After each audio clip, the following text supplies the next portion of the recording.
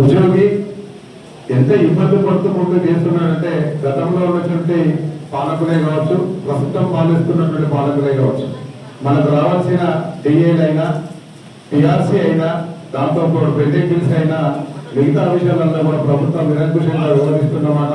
అది ఎవరు ఏమన్నా ఏమి కాదన్నా వాస్తవమైన విషయం. ఈ సమస్యలను పరిష్కరించుకోవాలంటే ఖచ్చితంగా మన తీర్చివసంగా బలోపేతంగా ఉంటేనే ప్రభుత్వంపై మనము ఏదైనా సాధించుకోవడానికి అవకాశం ఉంటుంది. ఎందుకంటే యూనిటీ స్ట్రెంత్ అనే ఆలోచనతోటి మన సంఘంలో ఐక్యమత్యత చాలా ఇంపార్టెంట్. దాన్ని కాపాడుకోవడానికి మన దగ్గర ఉన్నటువంటి యూనిట్లో ఉన్న అన్ని ఫోరంలకు సంబంధించి అన్ని శాఖలకు సంబంధించిన యూనిట్ అధ్యక్ష కార్యదర్శులు అయితేనేమి, మనలో పనిచేస్తున్న మహిళా సోదరి మనలు అయితేనేమి, అందరూ కూడా కలిసికట్టుగా ఉండే వాళ్ళ సమస్యలు సాధించుకోవాల్సిన అవసరం ఉన్నది.